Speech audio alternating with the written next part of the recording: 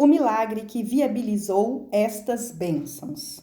Muitas vezes nós ouvimos os políticos falarem das liberdades dos Estados Unidos na hora de pedir votos, mas eles raramente se dão o trabalho ou fazem algum esforço de analisar a fonte dessas liberdades. Como não estou aqui para falar mal, nem me vingar de ninguém, nem possuo qualquer interesse secreto, tenho o privilégio de fazer uma análise franca dessa coisa misteriosa, abstrata e muito mal entendida que dá a todos os cidadãos dos Estados Unidos mais bênçãos e oportunidades para acumular riquezas e mais liberdade em geral do que se encontra em outros países. Tenho o direito de analisar a natureza e a fonte desse poder invisível, porque conheço há mais de 25 anos muitos dos homens que organizaram esse poder e muitos dos que hoje são responsáveis pela manutenção dele. O nome desse benfeitor misterioso é o capital.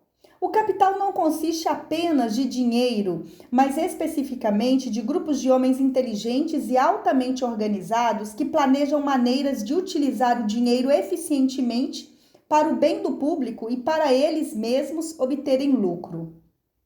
São grupos formados por cientistas, educadores, químicos, inventores, analistas de empresas, publicitários, especialistas em transportes, advogados, contadores, médicos e pessoas de conhecimento altamente especializado em todos os ramos do comércio e da indústria.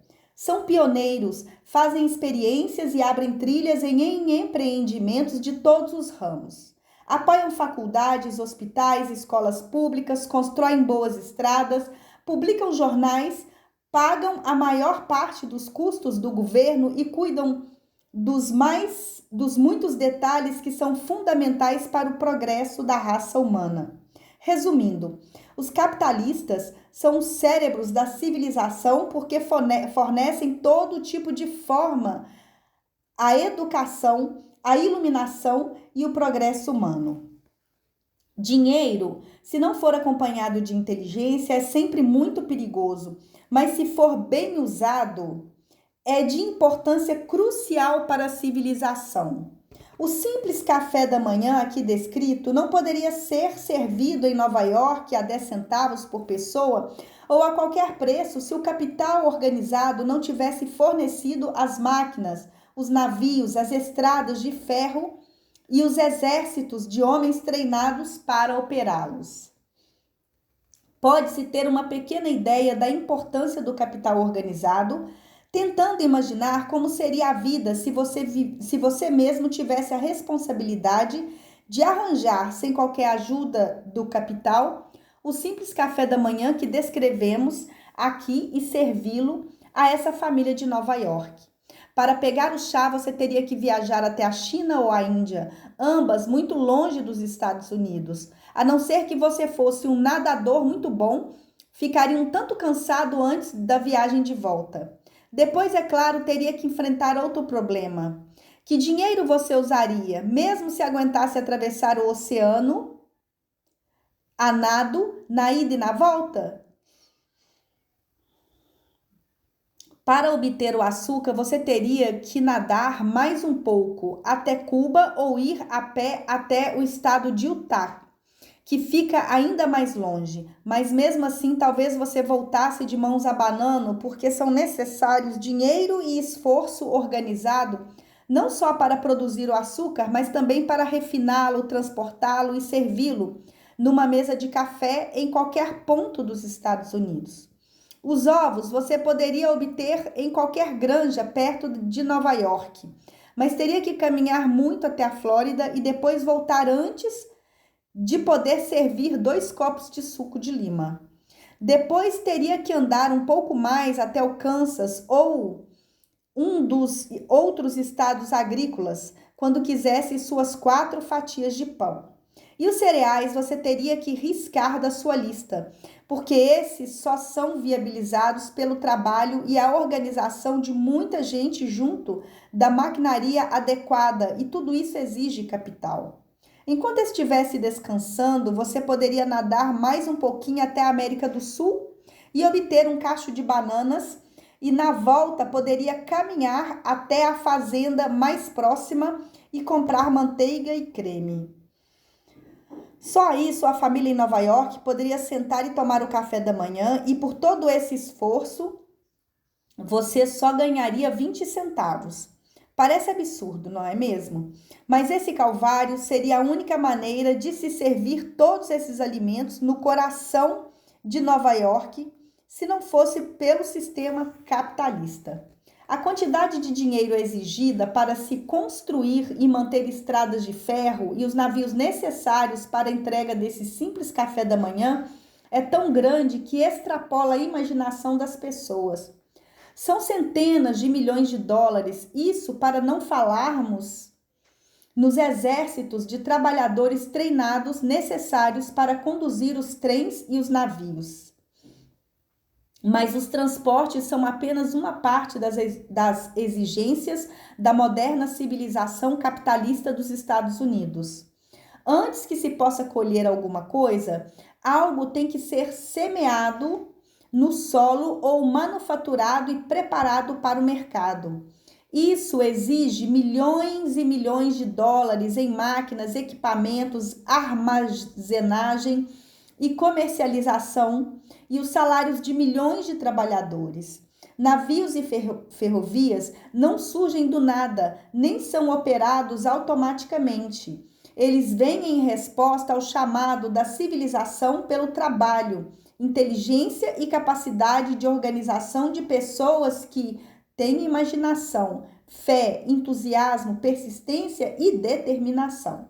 Essas pessoas são os capitalistas, são motivados pelo desejo de construir, realizar, prestar um serviço útil, ganhar e acumular dinheiro. E como prestam serviços sem os quais não haveria civilização, eles trilham o caminho de quem quer acumular uma fortuna. Só para não complicar muito as coisas, devo acrescentar que esses capitalistas são self-made men, homens que se fizeram por si, contra os quais a maioria dos oradores vazios se insurgem. São as mesmas pessoas a quem os vigaristas, os radicais, os políticos desonestos e os líderes sindicais parasitas se referem como interesses predatórios ou Wall Street. Não estou aqui tentando fazer uma apologia de qualquer grupo de pessoas ou sistema econômico. Não estou tentando condenar as reivindicações coletivas quando falo de líderes sindicais parasitas, nem estou dizendo que todos os capitalistas sejam puros e imaculados. O objetivo desse livro, um objetivo ao qual eu fielmente dediquei mais de um quarto de século, é apresentar para todos os interessados a filosofia mais confiável através da qual as pessoas podem acumular a quantidade de riqueza que desejarem. Aqui eu analisei as vantagens econômicas do sistema capitalista para mostrar duas coisas. Uma, todo mundo que busca riqueza tem que reconhecer e se adaptar ao sistema que comanda as maneiras de se obter uma fortuna, seja ela do tamanho que for. E, 2, apresentar um quadro diferente do que é pintado por políticos e demagogos que deliberadamente confundem as questões que levantam ao se referirem ao capital organizado como se fosse algo venenoso. Esse é um país capitalista, desenvolvido pelo uso do capital, e nós que nos vemos no direito de participar da bênção das liberdades e oportunidades, nós que procuramos acumular uma fortuna aqui, temos que saber que essa riqueza e essas oportunidades não estariam disponíveis se o capital organizado não tivesse proporcionando estes benefícios. Por mais de 20 anos, falar mal de Wall Street, dos intermediários do dinheiro e dos grandes conglomerados tem sido um passatempo popular e crescente para os radicais, políticos egoístas, vigaristas, líderes sindicais mal intencionados e às vezes também líderes religiosos. Essa prática ficou tão generalizada que todos nós testemunhamos durante a Grande Depressão a visão inacreditável de altas autoridades do governo se alinhando com políticos baratos e líderes sindicais, com o propósito declarado de sufocar o sistema que fez da América industrial o país mais rico da face da Terra. O alinhamento foi tão geral e bem organizado que acabou prolongando a pior depressão que os Estados Unidos já passaram. Isso custou o emprego de milhões de pessoas, porque todos esses empregos eram parte inseparável do sistema capitalista industrial que forma a espinha dorsal desta nação.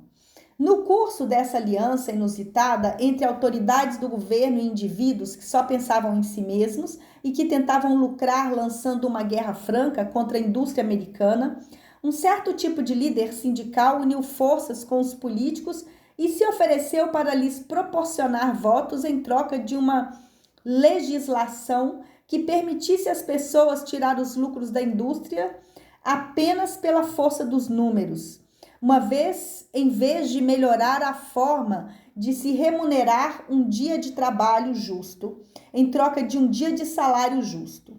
Milhões de pessoas em todo o país ainda se dedicam a esse passatempo muito popular, que é querer ganhar alguma coisa sem nada dar em troca.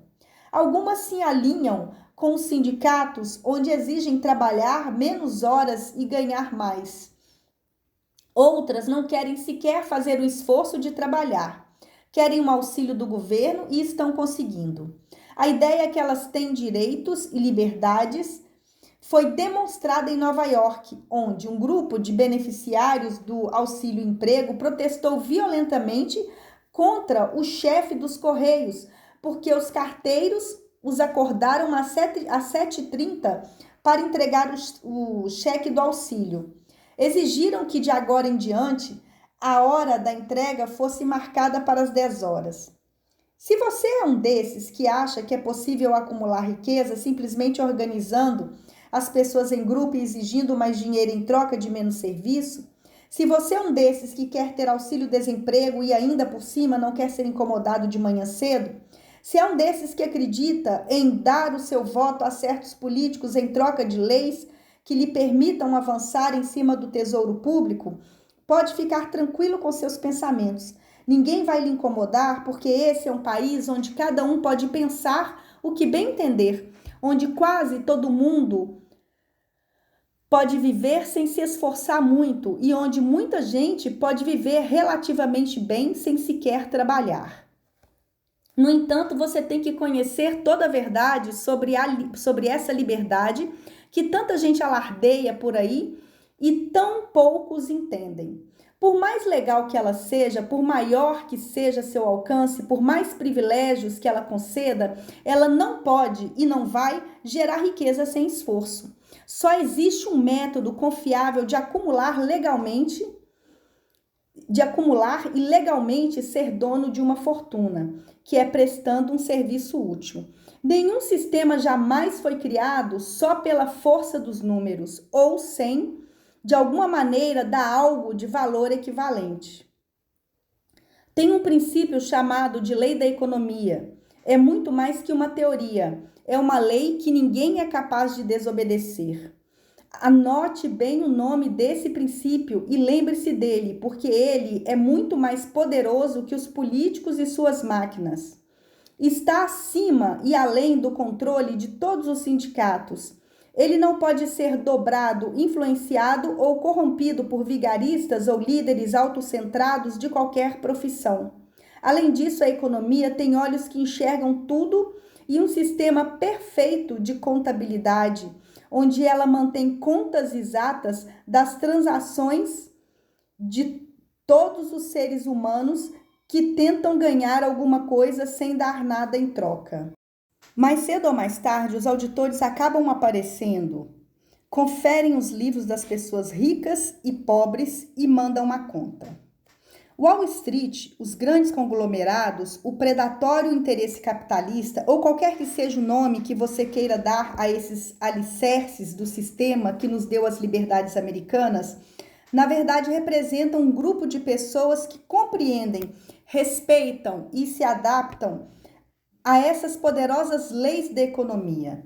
A continuidade desses impérios depende de elas continuarem respeitando essas leis. A maioria das pessoas que moram nos Estados Unidos gosta do país e do sistema capitalista. Confesso que não conheço o país melhor, onde se possa encontrar mais oportunidades de acumular uma fortuna. A julgar pelas ações de certas pessoas, tem gente aqui que não gosta dos Estados Unidos. Evidentemente, esse é um direito delas. E se elas não gostam do país, do sistema capitalista e de suas infinitas oportunidades, elas têm todo o direito de ir embora. Sempre haverá outros países, como a Alemanha, a Rússia, a Itália, onde se pode ser livre e acumular riqueza, desde que não chame muita atenção. Os Estados Unidos oferecem todas as oportunidades para se acumular uma fortuna que uma pessoa honesta possa querer. Quando se vai caçar, é sempre bom procurar um terreno onde a caça seja abundante. Quando se quer enriquecer, a mesma regra deveria ser naturalmente seguida.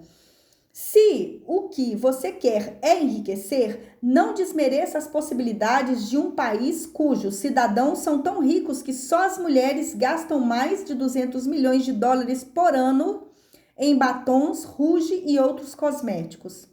Pense duas vezes antes de querer destruir o sistema capitalista de um país onde os cidadãos gastam mais de 50 milhões de dólares por ano em cartões de visita, com o qual expressam o apreço que têm eles pela liberdade. Se estiver atrás do dinheiro, pense cuidadosamente num país que gasta centenas de milhões de dólares anualmente em cigarros, onde a maior parte do faturamento vai para 4 grandes empresas que se dedicam a fornecer esse símbolo nacional do charme altivo e da pessoa controladora. E, por favor, pense bastante no que significa pertencer a um país onde as pessoas gastam mais de 15 milhões de dólares por ano pelo privilégio de ver filmes e de quebra gastam mais alguns bilhões em bebidas, narcóticos e em refrigerantes e águas gasosas mais suaves. Não se apresse muito na hora de sair correndo de um país onde as pessoas pagam de livre e espontânea vontade. Chegam a ficar ansiosas para pagar, para assistir os jogos de futebol, basquete e lutas de boxe. E, por favor, apoie um país onde seus habitantes gastam mais de 1 milhão de dólares por ano em chicletes e mais de 1 milhão em lâminas de barbear individuais. Lembrem-se também que essa é só uma pequena amostra das fontes disponíveis para acumulação de dinheiro. Aqui só mencionamos alguns dos luxos e das despesas não essenciais. Mas lembre-se que o negócio de produzir, transportar e comercializar esses produtos emprega regularmente muitos milhões de trabalhadores que todo mês recebem pelos serviços prestados muitos milhões de dólares e os gastam livremente, tanto nos luxos como nas necessidades básicas. E não deixe de se lembrar com todo carinho que no meio de toda essa troca de mercadorias por serviços pessoais, podem se encontrar muitas oportunidades de se ganhar uma fortuna. A liberdade americana ajuda bastante. Não há nada que lhe impeça de fazer um pouco do esforço necessário para tocar em frente qualquer um desses empreendimentos. Se a pessoa tiver talento, formação ou experiência digna de nota, pode acumular uma enorme fortuna. Os que não forem tão bem aquinhoados podem acumular uma quantidade menor, e todos podem ganhar a vida em troca de uma quantidade razoável de trabalho. Por isso, você é que sabe. A oportunidade abriu um balcão à sua frente. Dê um passo à frente, escolha o que você quer, crie o seu plano, ponha-o em ação e persevere. A América capitalista vai cuidar do resto. Você pode acreditar numa coisa: a América capitalista dá a todo mundo a oportunidade de prestar um serviço útil e ganhar dinheiro na proporção do valor do serviço. O sistema não nega a ninguém esse direito, mas ele não promete, nem poderia prometer que alguém vai ganhar algo em troca de nada, porque o próprio sistema é controlado por uma lei irrevogável que é a lei da economia, que não reconhece nem tolera por muito tempo alguém que queira receber sem dar nada em troca. A lei da economia foi promulgada pela natureza. Não há uma Suprema Corte a qual quem viola essa lei possa recorrer. A lei pune quem a viola e recompensa adequadamente quem a observa sem qualquer interferência ou possibilidade de interferência da parte dos seres humanos. A lei não pode ser revogada, é tão fixa quanto as estrelas no firmamento e está sujeita, além de fazer parte, ao sistema que controla as estrelas. Uma pessoa pode se recusar a se adaptar à lei da economia? Claro que sim. Esse é um país livre, onde todos são nascidos com direitos iguais, aí incluído o direito de ignorar a lei da economia. E aí o que acontece? Bem, nada acontece até que muitas pessoas unam esforços com o propósito declarado de lhe desobedecer e de conseguir o que quiserem à força. Aí vem a ditadura com metralhadoras e esquadrões da morte bem organizados. Nós ainda não chegamos a esse ponto nos Estados Unidos, mas já ouvimos tudo o que precisávamos saber sobre como esse sistema funciona. Talvez sejamos privilegiados de não termos que conhecer pessoalmente uma realidade tão dolorosa. Sem dúvida, vamos preferir continuar com a nossa liberdade de ação, de expressão e de prestar um serviço útil em troca do dinheiro.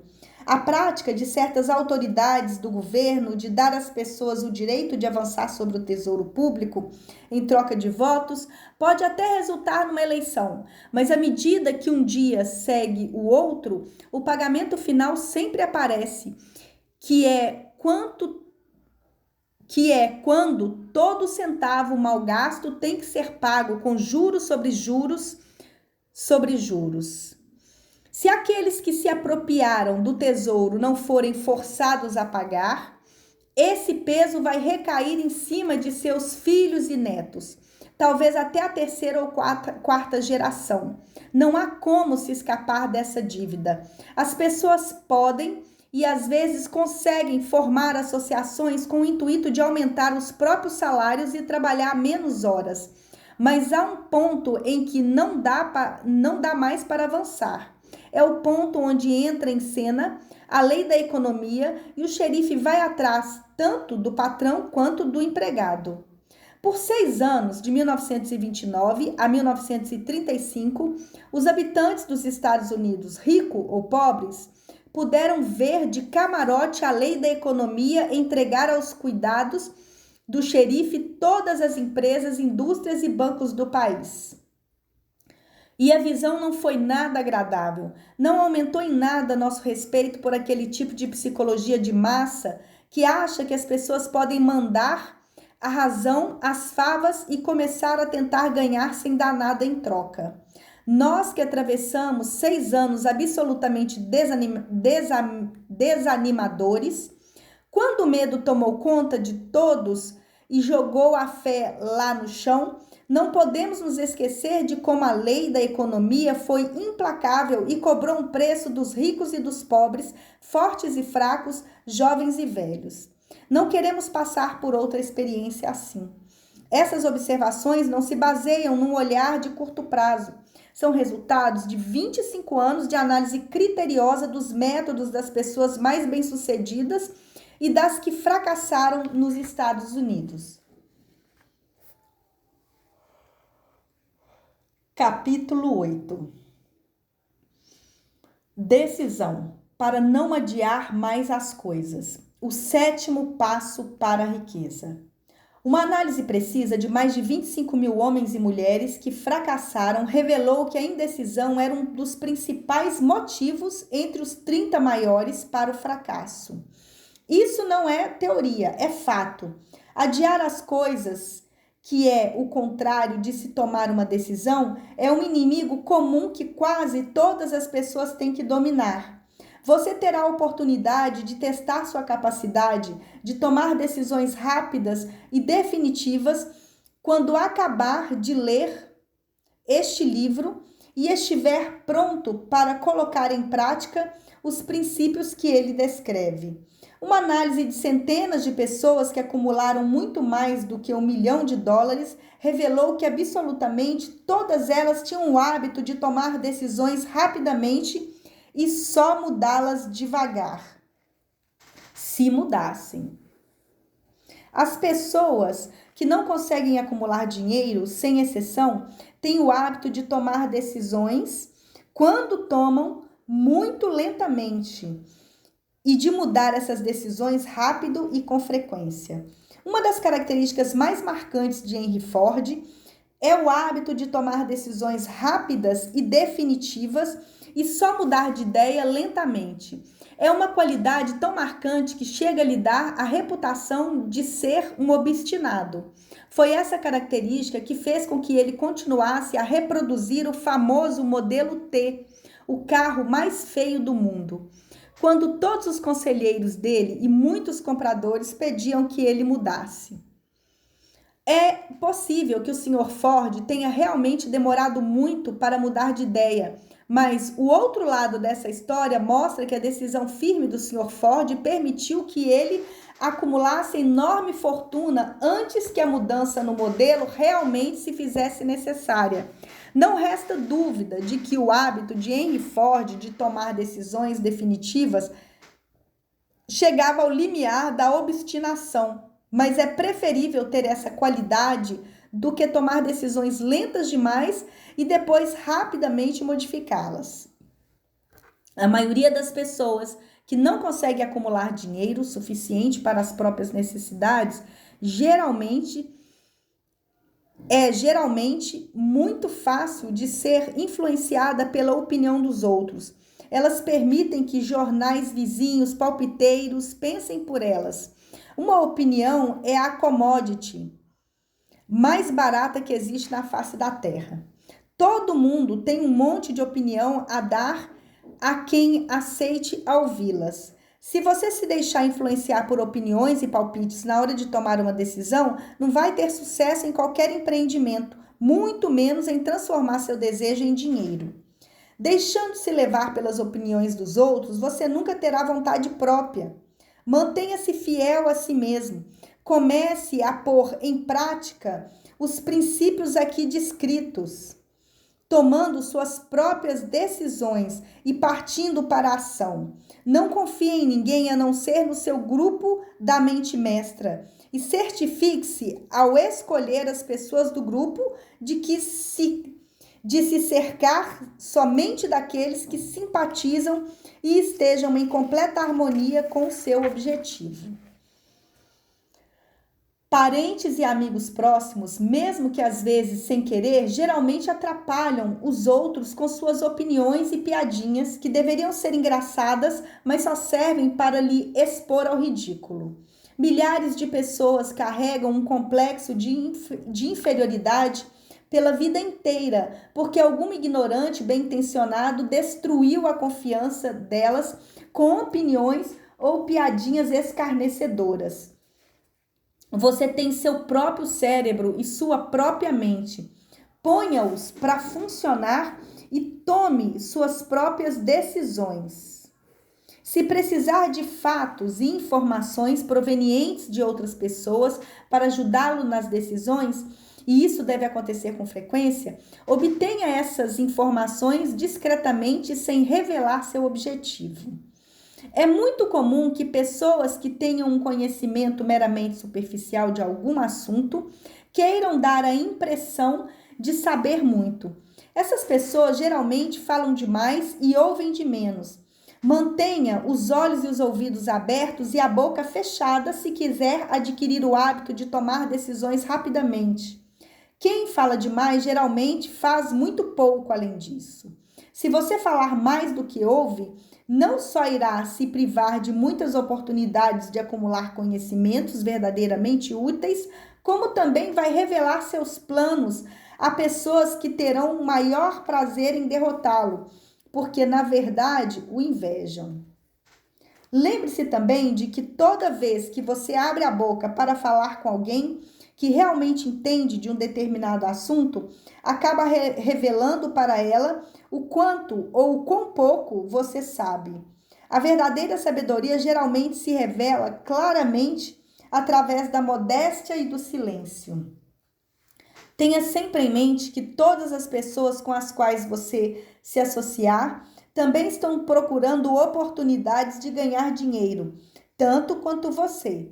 Se comentar os seus planos muito abertamente, você pode acabar surpreendido pelo fato de a outra pessoa ter lhe passado à frente por ter se dedicado antes de você a pôr em prática os planos que você tão descuidadamente revelou.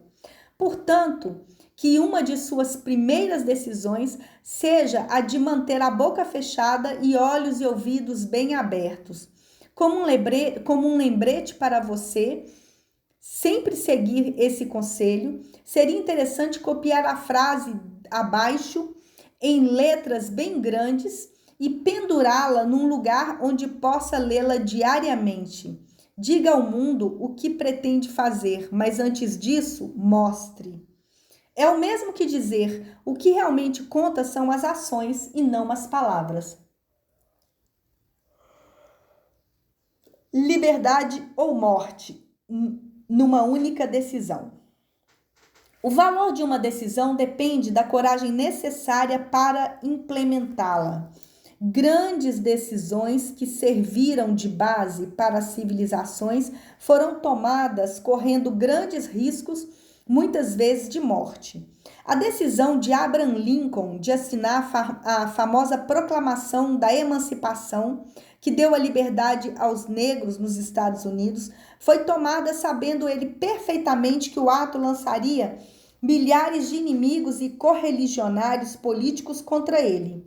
E também sabia que a proclamação levaria à morte milhares de pessoas no campo de batalha. No final, Lincoln pagou com a própria vida e isso exigiu coragem. A decisão de Sócrates de tomar veneno, em vez de renegar aquilo em que realmente acreditava, foi uma decisão corajosa que fez o mundo avançar em cerca de 1000 anos e deu a pessoas que ainda nem tinham nascido as liberdades de pensamento e opinião. A decisão do general Robert E. Lee de abandonar as forças da União e se juntar às tropas do Sul foi um ato de coragem, porque ele sabia muito bem que isso poderia lhe custar a vida e certamente a vida de outras pessoas. Mas a maior decisão de todos os tempos em relação a qualquer cidadão americano foi tomada na Filadélfia no dia 4 de julho de 1776, quando 56 homens assinaram um documento que todos eles sabiam que poderia trazer a liberdade aos americanos ou que faria todos os 56 serem condenados à forca. Você com certeza já ouviu falar desse famoso documento, mas talvez não tenha se tocado na grande lição de realização pessoal que ele ensinou tão brilhantemente. Todos nós conhecemos a data precisa dessa portentosa decisão, mas poucos de nós percebemos a coragem que ela exigiu. Conhecemos nossa história da maneira como nos é ensinada.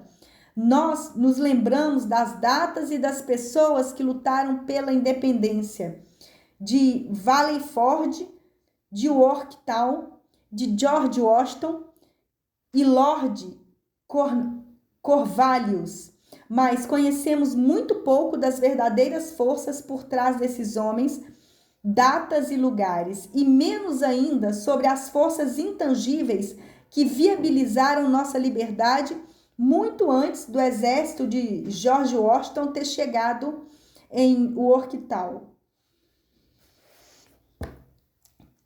Lemos a história da Revolução Americana e equivocadamente pensamos em George Washington.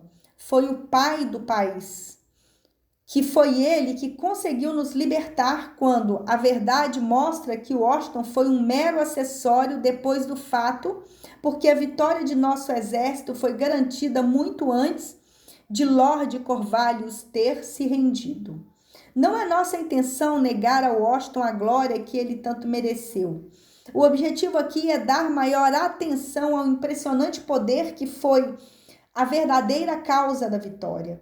É trágico que as pessoas que escrevem a história não façam a menor referência a esse poder irresistível que fez nascer a liberdade de uma nação que estaria destinada a criar novos parâmetros de independência para todos os povos do mundo.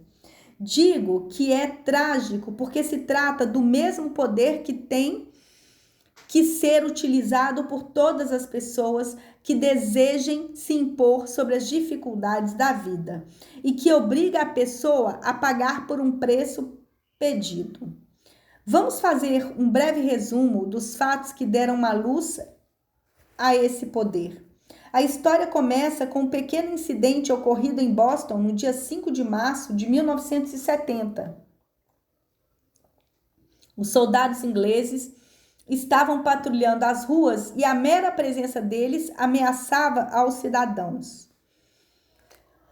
Os colonos se ressentiam dos homens armados que marchavam em meio deles. Então começaram a demonstrar abertamente esse ressentimento, lançando pedras e xingando os soldados, até que o comandante deu a ordem: preparar baionetas, fogo!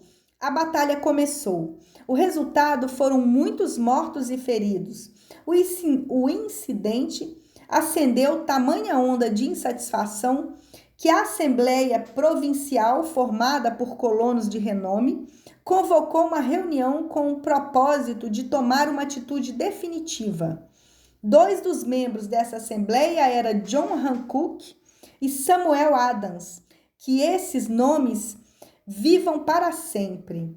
Eles se insurgiram corajosamente e declararam sonoramente que era preciso tomar a decisão de expulsar todos os soldados britânicos de Boston.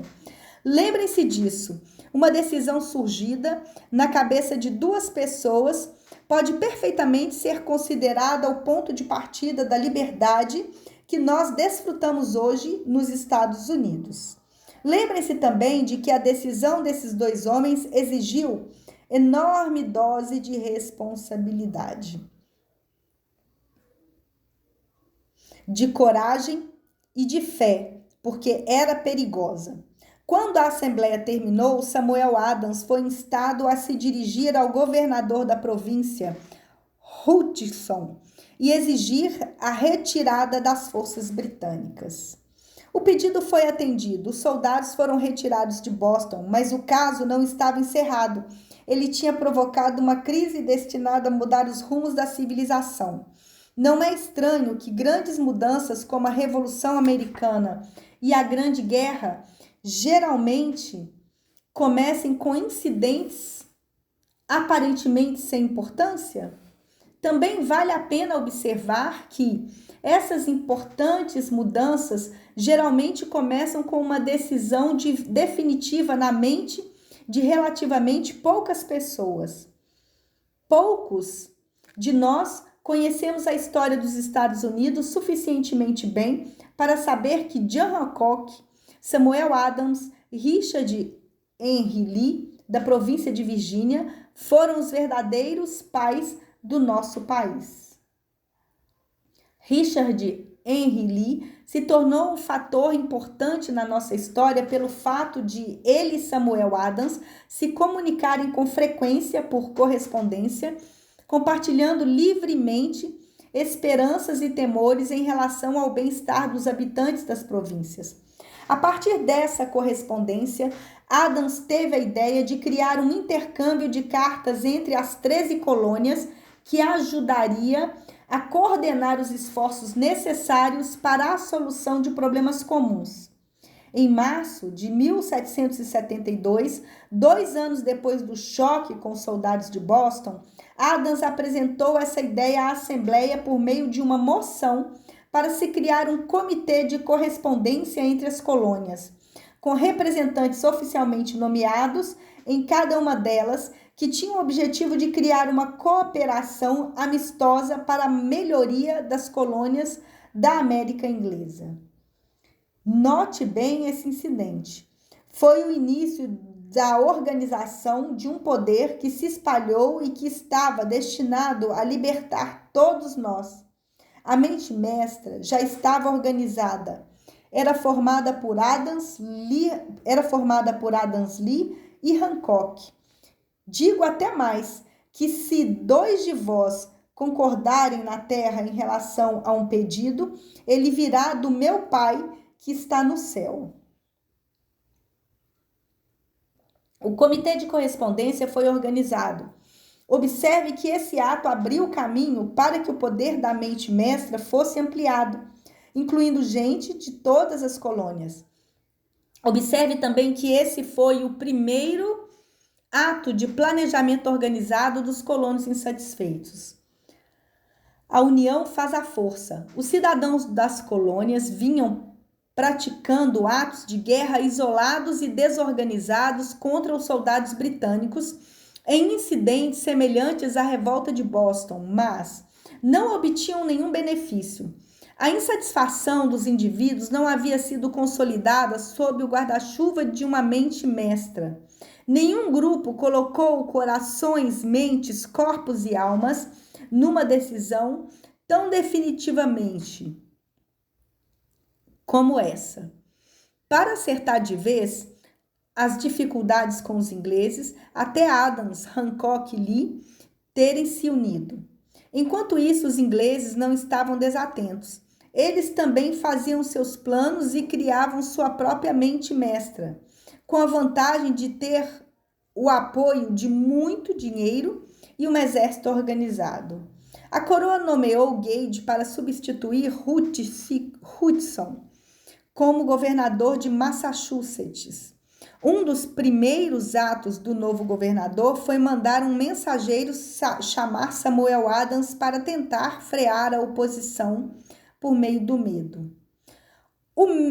A melhor maneira de entender o que aconteceu é reproduzindo a conversa entre o coronel Fenton, o mensageiro enviado por Gage, e Samuel Adams. Coronel Fenton: o governador Gage me autorizou a dizer veementemente, Sr. Adams, que ele tem poderes para lhe conceder todos os benefícios que o senhor julgar suficientes. Tentativa de subornar e cooptar Adams. Desde que o senhor pare definitivamente de fazer oposição às medidas do governo. O governador lhe aconselha, senhor, a não desagradar ainda mais sua majestade.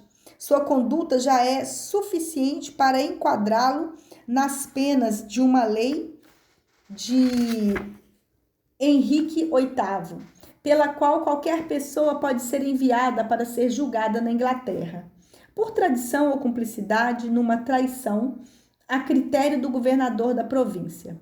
No entanto, se o senhor alterar sua trajetória política, o senhor não só obterá grandes vantagens, como também ficará em paz com o rei. Samuel Adams, portanto, tinha que optar entre 2 caminhos. Podia parar toda a oposição e aceitar o suborno e as vantagens pessoais, ou poderia ir em frente e se arriscar a ser enforcado. Evidentemente, tinha chegado a hora em que Adams se via obrigado a tomar imediatamente uma decisão que poderia lhe custear a vida. A maioria das pessoas acharia difícil tomar uma decisão como essa. A maioria teria dado uma resposta evasiva, mas Adams não fez nada disso. Ele exigiu que o coronel Fenton desse sua palavra de honra de que repetiria ao governador exatamente a resposta que Adams lhe diria, que foi o seguinte: então, o senhor pode dizer ao governador Gage que eu acredito já está em paz há muito tempo com o rei dos reis. Nenhuma remuneração pessoal irá me induzir a abandonar a causa justa do meu país. E diga ao governador Gage que Samuel Adams lhe aconselha a não continuar insultando os sentimentos de um povo que hoje está exasperado demais. Parece desnecessário fazer qualquer comentário sobre o caráter desse homem. Deve ser óbvio para todos os que leram essa impressionante mensagem que seu emissor possuía uma lealdade do alto grau, e isso é importante. Políticos desonestos e vigaristas prostituíram a honra pela qual pessoas como Adams morreram. Quando o governador Gage recebeu a resposta cáustica de Adams, teve um ataque de fúria e pediu o seguinte edito: venho por meio desta, em nome de Sua Majestade, oferecer e prometer o mais gracioso perdão a todas as pessoas que de agora em diante baixarem suas armas e retornarem às suas funções de súditos pacíficos, sendo que este perdão não poderá beneficiar Samuel Adams e John Hancock, cujas ofensas são de natureza tão infame que não merecem qualquer consideração que não seja uma punição condizente. Como se diz na gíria de hoje, Adams e Hancock estavam na linha de tiro. A ameaça do iracundo governador obrigou os dois homens a tomar mais uma decisão igualmente perigosa. Eles convocaram às pressas uma reunião secreta de seus seguidores mais leais. Aqui a mente mestra começou a tomar impulso. Depois que a reunião começou, Adams trancou a porta, colocou a chave no bolso e informou a todos os presentes que era imperioso que fosse organizado um congresso de colonos e que ninguém deveria deixar a sala até que eles chegassem a uma decisão sobre isso. Seguiu-se uma onda de grande emoção.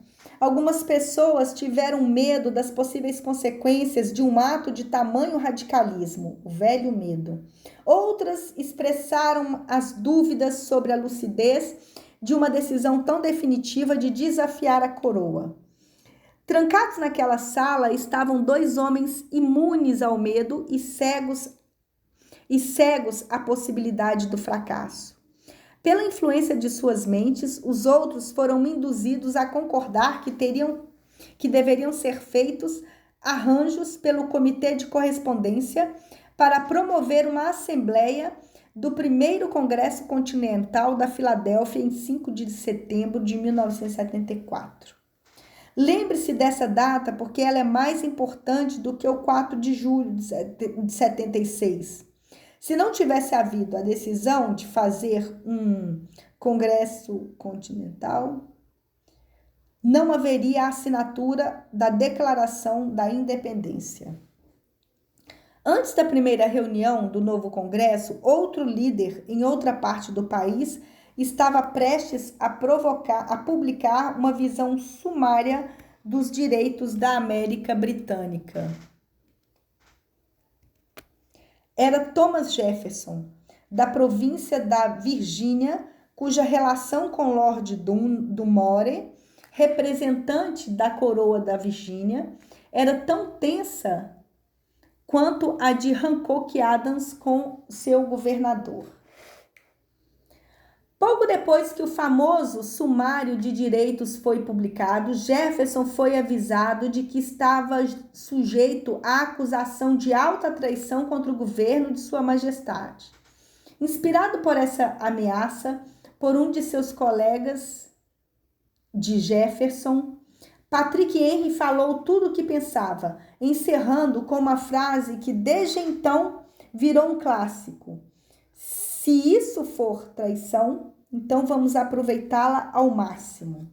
Foram homens assim que, mesmo sem poder, sem autoridade, sem poderio militar e sem dinheiro, se reuniram pensando solenemente no destino das colônias, iniciando com o primeiro Congresso Continental e prosseguindo por mais 2 anos, com algumas interrupções. Até que no dia 7 de junho de 1976, Richard Henry Lee se levantou, dirigiu-se ao presidente e fez a seguinte declaração para espanto da Assembleia. Cavalheiros, declaro aqui que essas colônias unidas são e têm o direito de ser estados livres e independentes que devem se libertar de todas e qualquer obediência à coroa britânica, e que todas as conexões políticas entre elas e o Estado da Grã-Bretanha devem ser totalmente eliminadas. A declaração espantada de Lee foi discutida com fervor e por tanto tempo que ele começou a perder a paciência. Finalmente, depois de vários dias de discussão, ele novamente tomou a palavra e declarou em voz alta e firme: Senhor presidente, nós já estamos discutindo esse assunto há vários dias. Esse é o único caminho a seguir. Por que então ficar adiando? Por que ainda estamos discutindo isso? Vamos deixar que esse lindo dia testemunhe o nascimento de uma república americana, que ela surja, não para destruir e conquistar, mas para restabelecer o reino da paz e da lei. Os olhos da Europa estão voltados para nós. Ela exige um exemplo vivo de liberdade, cuja felicidade dos cidadãos contraste com a tirania cada vez maior. Volte, antes que a declaração fosse definitivamente votada, Lee foi chamado de volta à Virgínia por conta de um grave problema de doença na família. Antes de partir, colocou a questão nas mãos do amigo Thomas Jefferson, que prometeu lutar até que uma ação favorável fosse decidida. Pouco depois, o presidente do Congresso, Hancock, nomeou Jefferson presidente do comitê para a elaboração da Declaração da Independência. O comitê trabalhou duro por muito tempo num documento que, quando fosse aceito pelo Congresso, significaria que todos os signatários estariam assinando a própria sentença de morte, caso as colônias perdessem a luta contra a Grã-Bretanha, a qual certamente ocorreria. O documento foi redigido e no dia 28 de junho o rascunho original foi lido diante do Congresso. Seguiriam-se vários dias de debates e alterações até que ficou pronto. No dia 4 de julho de 1776, Thomas Jefferson se ergueu diante da Assembleia e destemidamente leu a decisão mais portentosa já descrita. Quando, no curso dos acontecimentos humanos, é necessário que um povo desfaça os laços políticos que o ligara a outro e assuma dentre os poderes que existem na terra um posto igual e separado que as leis da natureza e do Deus na natureza lhe concedem, um respeito decente à opinião dos seres humanos exige que eles declarem as causas que os impelem à separação. Quando Jefferson terminou, foi votado, aceito e assinado pelos 56 homens, o documento em que cada um estava apostando a própria vida ao assinar o nome. Com essa decisão, surgiu a nação que estaria fadada a dar às pessoas eternamente o privilégio de tomar decisões. É apenas com decisões tomadas num estado de fé como esse, e somente com essas decisões, que as pessoas conseguem resolver os problemas pessoais e atingir um alto nível de riqueza material e espiritual. Não nos esqueçamos disso. Analise os acontecimentos que levaram à Declaração da Independência e convença-se de que essa nação que hoje impõe respeito e poder diante de todos os países do mundo, nasceu a partir de uma decisão gerada por uma mente mestra constituída por 56 homens. Observe também que foi a decisão deles que garantiu o êxito dos exércitos de George Washington, porque o espírito dessa decisão estava no coração de todos os soldados que lutaram com ele e serviu como um poder espiritual que simplesmente desconhece o fracasso. Observe também, para seu grande benefício, que o poder que concedeu a liberdade a esse país é o mesmo que precisa ser utilizado por todas as pessoas que desejem traçar o próprio destino. Esse poder é constituído pelos princípios descritos nesse livro. Não é difícil encontrar esse relato da Declaração da Independência, no mínimo 6 princípios: desejo, decisão, fé, perseverança, a mente mestra e o planejamento organizado. Em toda essa filosofia, vamos ver que o pensamento apoiado num desejo férreo tem a tendência de se transformar no equivalente físico. Antes de seguir em frente, gostaria de lhe sugerir que é possível encontrar nessa história, assim como na da United States Steel Corporation, uma descrição perfeita do método pelo qual o pensamento gera essa impressionante transformação. Ao buscar o segredo desse método, não tente encontrar um milagre, porque isso você não vai encontrar. Só verá as eternas leis da natureza. Essas leis estão disponíveis para todas as pessoas que têm a fé e a coragem de utilizá-las. Elas podem ser usadas para trazer a liberdade a um país ou para ganhar uma fortuna. Elas não têm preço, exceto o tempo necessário para você compreendê-las e incorporá-las à sua vida. As pessoas que tomam decisões rápidas e definitivas e que sabem o que querem, geralmente conseguem. Os líderes em qualquer área da vida decidem rápido e com firmeza. Essa é a razão principal para serem líderes. O mundo tem o hábito de abrir caminhos para as pessoas cujas palavras e ações mostram que sabem para onde vão. A indecisão é um hábito que geralmente começa na juventude. Ela se torna permanente à medida que passamos pelo ensino fundamental, ensino médio e até a faculdade, sem um propósito definido. A maior fraqueza de todos os sistemas de ensino é que eles não ensinam nem incentivam o hábito de tomar decisões definitivas.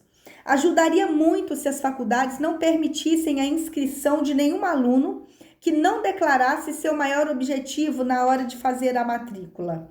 Seria um benefício ainda maior se todo aluno que entrasse no ensino fundamental fosse obrigado a ser treinado no hábito de tomar decisões e tivesse que ser aprovado num teste sobre o assunto antes de poder avançar na escola. O hábito da indecisão adquirida por causa das nossas instituições de ensino acompanha o aluno na profissão que ele escolher. E isso, se ele escolher a profissão. Geralmente o jovem que sai da escola aceita qualquer emprego.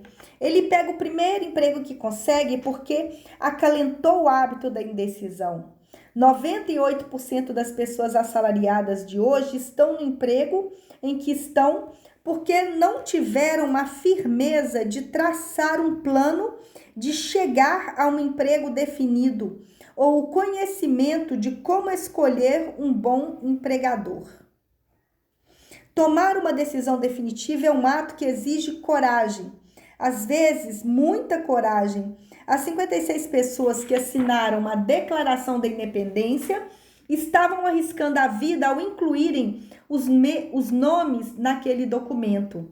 A pessoa que toma a decisão bem definida de ir atrás de um determinado emprego e fazer a vida pagar o preço que ela pede, não está arriscando a vida, mas sim a liberdade econômica.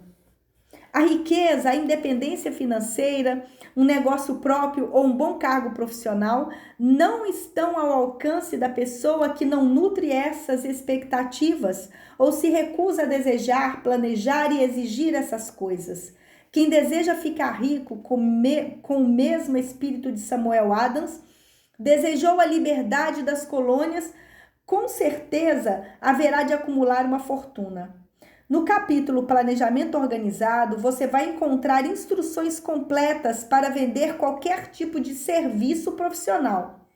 Também encontrará informações detalhadas para escolher o empregador de sua preferência e o cargo que desejar.